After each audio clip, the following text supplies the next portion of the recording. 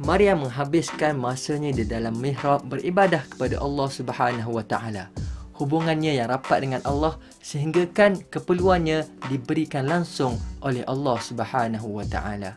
Ketika mana Nabi Zakaria membawakan keperluan kepada Maryam, baginda mendapati Maryam sudah pun mendapatkan keperluan tersebut. Dikatakan suatu hari Nabi Zakaria membawakan makanan kepada Maryam.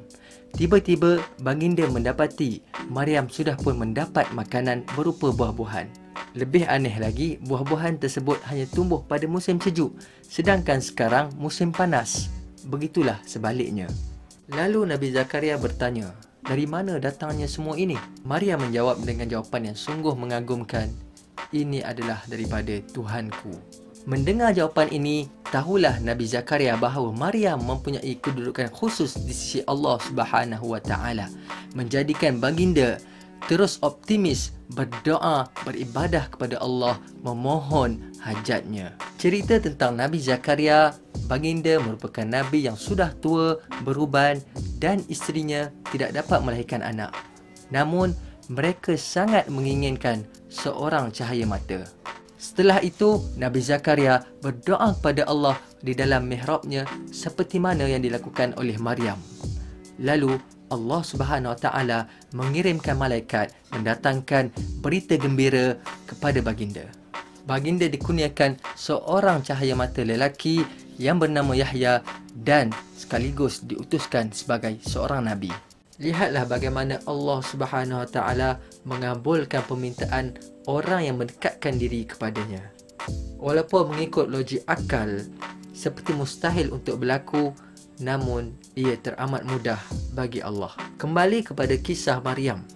Sewaktu Maryam khusyuk beribadah kepada Tuhannya, tiba-tiba dia didatangi oleh malaikat memberi khabar bahawa dia akan dikurniakan bayi lelaki. Maka terkejutlah Maryam kerana dia tidak pernah disentuh oleh mana-mana lelaki. Bagaimana mungkin dia boleh mengandung? Malaikat itu menyebut, demikianlah Allah menjadikan perkara yang dikehendakinya. Ketika Allah ingin menjadikan segala sesuatu, maka jadilah perkara itu. Tapi ingat, perkara ini hanya berlaku ke atas Maryam sahaja, mengandung tanpa suami. Tidak akan ada lagi Maryam-Maryam lain pada masa akan datang. Maka mengandunglah Maryam akan bayi lelaki. Siapakah bayi lelaki itu? Dialah Nabi Allah Isa alaihissalam. Kisah detail Maryam dan Isa akan kita bincang sama-sama pada surah ke-19 nanti. Mengikut akidah Islam, Nabi Isa belum lagi wafat. Baginda diangkat ke suatu tempat dan akan turun suatu masa sebagai penyelamat daripada fitnah Dajjal. Kepada ibu-ibu, jangan lupa doakan yang baik-baik untuk anak di dalam kandungan. Kepada yang belum dikurniakan cahaya mata, jangan putus asa, teruskan berusaha dan berdoa kepada Allah yang Esa.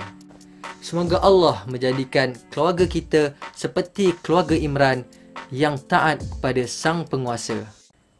Persoalannya, bila kita nak bina keluarga macam keluarga Imran?